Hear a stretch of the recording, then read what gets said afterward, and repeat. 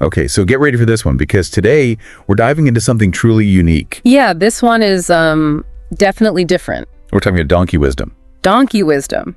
Right. But not just any donkey. Not your average donkey, no. This is a donkey with a message, a perspective on faith and culture. Well, it's and it's all from a very unexpected source. Very unexpected. Yeah, it's really the way this material blends ancient storytelling with like a very modern voice. Yeah. That's what makes it so interesting. Yeah. You know, it's not what you'd expect. Yeah. And that's what makes it so compelling. So we're going to be looking at the writings and videos of Ebi Komo, an Izon man from the Niger Delta region of Nigeria. Okay, yeah. And he uses this intriguing persona of a talking donkey to share his insights. It's definitely an interesting choice. Yeah. And, you know, there's a reason for it, right? Yeah. He's linking it back to the biblical story of Balaam, where God gives a donkey the power of speech to warn the prophet. Oh, right. Right. Now, Komo's using this imagery to suggest that profound wisdom can come from the most unexpected places. Yeah. Even a donkey, right? Even a donkey. Yeah. It really makes you wonder, are we overlooking valuable insights because we're not paying attention to the right, you know, donkeys in our own lives? Yeah, that's a good point. So we've got this ancient biblical tale as a backdrop, and then Komo's layered on top of that Right. his own personal perspective as an Izon man navigating the complexities of our modern world. And he's chosen storytelling as his method. Oh, interesting. You know, he has this YouTube channel, Akiroro Donkey Chronicles, and he uses stories there to connect ancient narratives, both biblical and traditional, to modern life. Okay. He's offering insights on faith, morality, and just the human experience in the 21st century. Okay, so given all that, what are some of the biggest takeaways from these Donkey Chronicles? Right. Especially for someone like me who wants to soak up knowledge as quickly and as thoroughly as possible.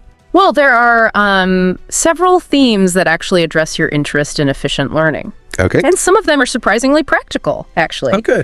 One that stands out is bending corners. Bending corners. Bending corners. Okay. And he uses this metaphor to describe potential conflicts or hidden agendas, you know, in relationships and partnerships. Okay. Think of it like those unexpected twists and turns that can derail things. Like when you think you're on the same page with someone, but then suddenly there's this hidden agenda. Yeah, exactly. I know. I've definitely experienced those bending corners in collaborative projects before. Yeah, and Komo stresses the importance of transparency and honesty from the outset, like being upfront about those potential bending corners is crucial for any successful partnership, whether it's a marriage, a business deal, even just working on a project together. So it's like laying all your cards on the table right away to avoid those nasty surprises down the road.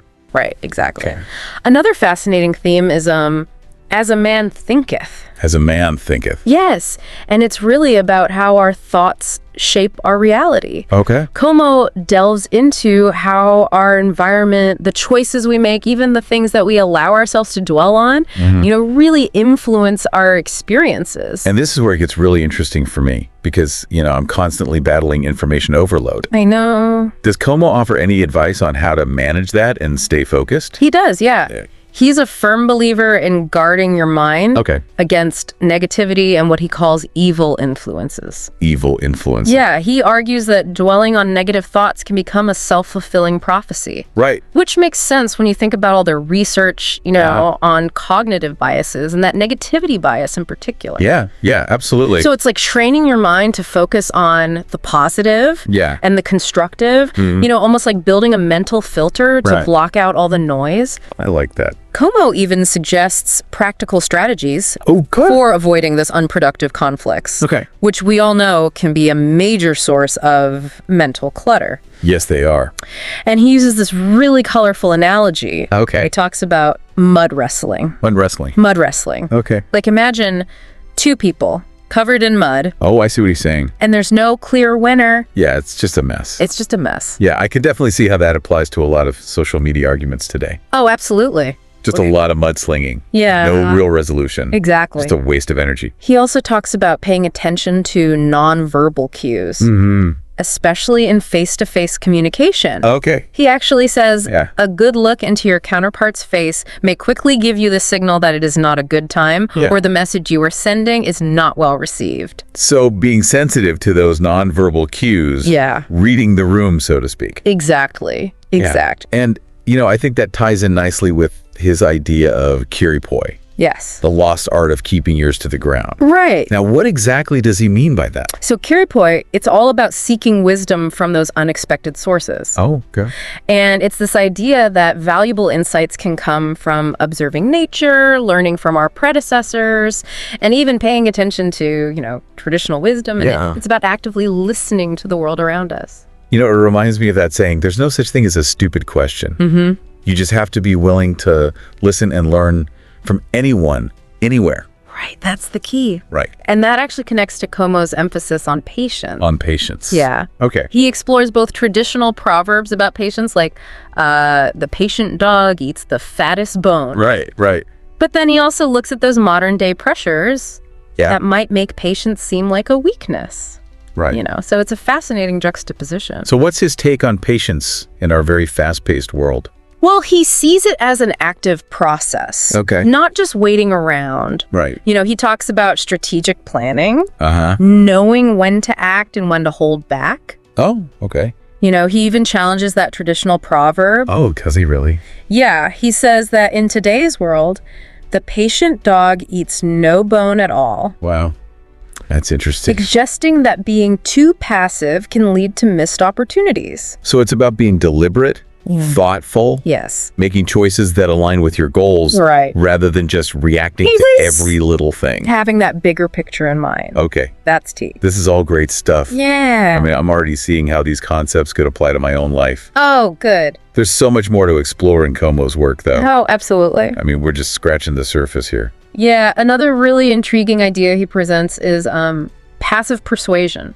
Passive persuasion. Yes. Okay. Which is this idea of influencing others. Okay. Without resorting to force or aggression. Oh, interesting. And he contrasts it with gragra, which is like brute force or loud arguments, with krin, which is a more subtle approach. Passive persuasion. I'm definitely intrigued. Yeah, he argues that the most effective way to persuade someone is often to present your ideas neutrally and just allow them to reach their own conclusions. So it's not about manipulation. No, not at all. It's more about, planting a seed. Yes. Letting it germinate on its own. Exactly. It's about leading by example and letting the truth speak for itself. It's almost like that Socratic method, right? Yeah, absolutely. Like leading someone to discover the truth through carefully crafted questions. Right. It's about respecting their intelligence enough to let them come to their own conclusions. Exactly. I like that.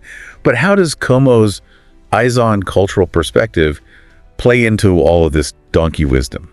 Well, one striking example is his call for unity and understanding among the diverse groups within the Niger Delta region. He believes that the Izon people, as the largest tribe in the region, have a responsibility to build bridges with smaller communities. And it's interesting that he's choosing to highlight this through the persona of a donkey, which is, often associated with humility and service. Yeah. It's almost subversive in a way. It is. And he specifically advocates for one-on-one friendships. Oh, okay. Across communities, arguing that those personal connections can be more powerful than any grand pronouncements.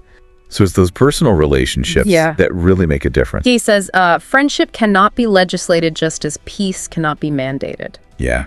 That's powerful. It is. Real change starts at the grassroots level with those personal connections that bridge divides. Yeah. Absolutely. And he stresses the importance of understanding different perspectives. Yeah. Even when they clash with our own. Right. He uses the analogy of a kaleidoscope to see the full picture. You need to consider all those different colors. Right. And angles. It's like that saying, you can't understand someone until you've walked a mile in their shoes. Exactly. Yeah. He cautions against, what he calls mental blindness. Mental blindness. That tendency to cling to our limited viewpoints without considering other possibilities. And this all ties back to his idea of keeping your ears to the ground. It does. To really learn and grow, You have to be open to new ideas and perspectives, even if they challenge your own. Absolutely. And he applies this not just to interpersonal relationships, but also to learning from those who came before us, both through traditional wisdom and, just observing nature. So we're seeing a lot of interconnected ideas here. We are, yeah. It's not just individual pieces of advice. Right. It's a whole philosophy of learning, communicating, and living in the world. And it's all filtered through this unique lens of this talking donkey, drawing on both biblical and Izon cultural wisdom. This is fantastic. Yeah.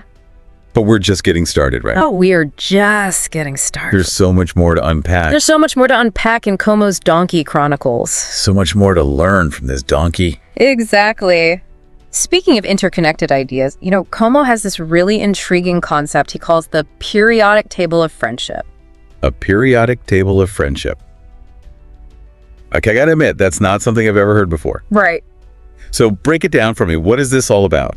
Well, he's essentially saying that, not all friends are created equal. Okay. And that's not necessarily a bad thing, just like elements in the periodic table. Okay. Each friend has, unique qualities and values. So it's not about ranking your friends. No, not at all. It's more about understanding their strengths and how those strengths can complement our own. Exactly. Recognizing the diversity in our relationships. Yes, and he even says the mental arrangement of friends is essentially to help you know who to run to when a need arises. Oh, okay. The friend with the listening ear may not necessarily be the one with the spiritual, financial, or physical muscles. Yeah, that's such a practical way to look at it. Right. We need different kinds of support at different times in our lives. And it's so helpful to have a diverse network of friends who can meet those needs. Right, and Komo also cautions against putting the wrong expectations on the wrong friends. Oh, that's good. Expecting your friend who's always great at giving advice to also be the one to bail you out of a financial crisis. Right. That's a good point. Yeah.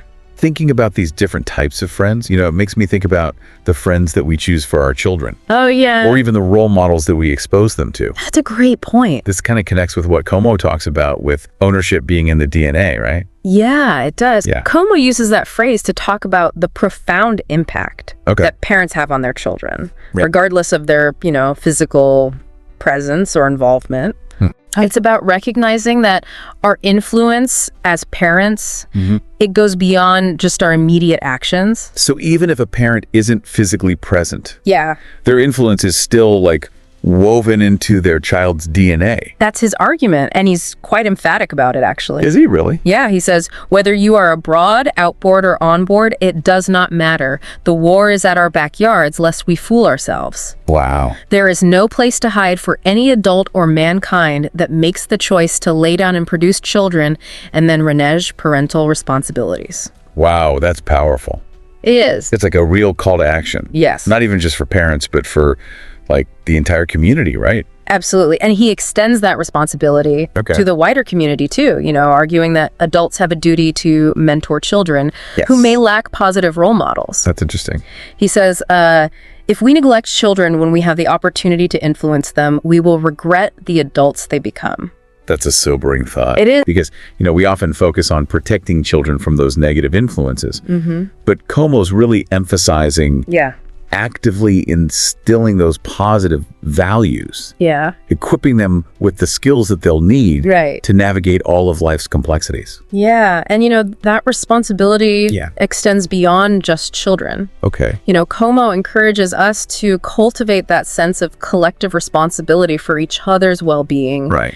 Even within a very diverse community. Oh, interesting. And he specifically addresses the importance of understanding and respecting cultural norms, especially within the Izon community.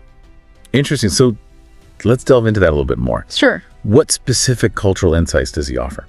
Well, he talks about moving the goalpost. Moving the goalpost. Right. And this is to critique cultural practices that may have been relevant in the past, but that no longer serve the community in the present. So recognizing that culture isn't this static thing. Right. But it's constantly evolving and adapting. Exactly. In circumstances. Yeah. And he gives an example of some traditional practices that limited educational opportunities for women. Oh, wow. Arguing that these practices have no place in a society where women have, proven their capabilities in every field. Right, absolutely. It's about, challenging those outdated norms to make sure that everyone has equal opportunities to contribute to society. I'm sensing a theme here with Komo.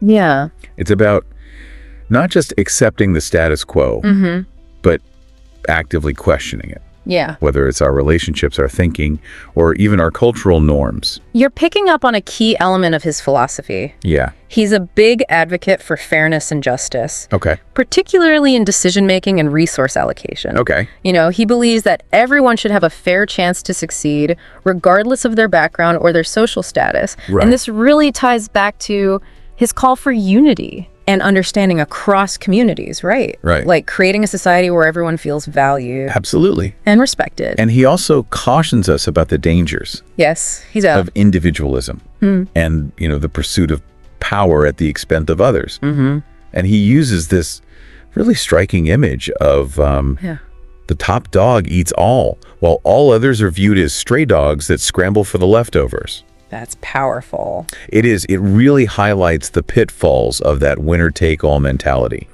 Instead of that, Komo is advocating for a more collaborative and compassionate approach. And it leads him to really emphasize the importance of having leaders who embody these values. Right. Leaders who listen, who learn, and who serve the needs of the entire community. So it makes you really think about the qualities we should be looking for in our leaders. It does. Right? Are they willing to keep their ears to the ground? Like Komo says? Yeah. Stay connected to the needs of the people they're supposed to be representing. Yeah, it's about staying grounded. Yeah, and avoiding that kind of detached ivory tower mentality. This is all so thought-provoking, Yeah. I'm really starting to see how I could apply a lot of these insights to my own life and work.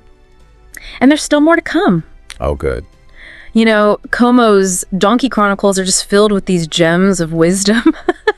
It's amazing how Ebi Komo just blends all these things together. It really is. Like biblical stories, eyes on culture, personal anecdotes, to create this tapestry of wisdom that feels both ancient and incredibly relevant. Yeah, and what strikes me is that he does it without sounding preachy or dogmatic. Yeah. It's not like he's saying, this is the way it is. Right. He presents these ideas in a way that invites you to think for yourself. Yeah. It's to question assumptions and draw your own conclusions. It's empowering. It's refreshing. It is. It really is. It's not about handing you a set of rules to follow, right? Not at all. He gives you a framework for thinking critically, for making choices that really align with your values. Right. So it's empowering. It's like he's having this conversation with you, like a wise and witty friend. Yeah. Just sharing insights that have helped him along the way. And that's what makes it so engaging too, right? Yeah. It feels personal, relatable, authentic. Yeah. And even with that talking donkey persona, there's this real sense of humility in his voice. It's like he's saying, hey, I'm just a donkey. Right. But maybe, just maybe, something I've learned could be helpful to you too. Exactly. Yeah. So reflecting on everything, our deep dive into Ebi Komo's Donkey Chronicles, what are some of the key takeaways for you? Well, the power of storytelling really stands out for me. Yeah. Komo reminds us that stories have this incredible ability to connect us. Absolutely. Cultures, generations. Even species, right? Yeah, even species. With the talking donkey. Right, exactly. Yeah. And he shows us that sometimes those most profound truths are hidden in plain sight, within those simple tales that we might just overlook otherwise. And those truths can come from anywhere, as we've seen, ancient scriptures, personal experiences, the natural world, even a talking donkey. Even a talking donkey. It's about being open to wisdom wherever we find it, recognizing that every source has something to teach us. That open-mindedness is so crucial, especially in a world that's just so saturated with information. It is, yeah. Another takeaway for me is the importance of building genuine connections. Komo really emphasizes that relationships are the foundation of a strong community. He encourages us to build those bridges across those differences, to practice empathy, approach those conflicts with understanding and respect. He reminds us that communication isn't about winning an argument. Yeah. It's about finding that common ground, building those bridges of understanding. Yeah, and he gives us those practical tips. for avoiding those mud wrestling matches. Those mud wrestling matches, right? Yeah. Instead, focusing on those heart-to-heart conversations, right, that can really lead to genuine connection and resolution. Komo also challenges us to embrace that more holistic view of responsibility, too, reminding us that we each play a role in shaping the future, not just for ourselves, but for our families, our communities, even the world around us. So he's calling us to be active participants in creating a more just and compassionate world. He is. And it starts with our thoughts, our words, and our actions. And to approach that task with patience and humility and a willingness to learn from those mistakes along the way. This journey into Ebi Komo's donkey wisdom has been truly fascinating and inspiring. Yes. I feel like I've gained a whole new perspective on how to approach those challenges and opportunities in life. It's a good reminder that sometimes those most unexpected sources offer the most profound insights. And that even a donkey can teach us a thing or two about living a more meaningful life. Exactly. So as we wrap up this deep dive, we'll leave you with this question to ponder. Okay. How can you apply Komo's donkey wisdom to your own life? Especially when it comes to your relationships, your communication style, and your pursuit of knowledge. Remember, the most profound wisdom often comes from those most unexpected places.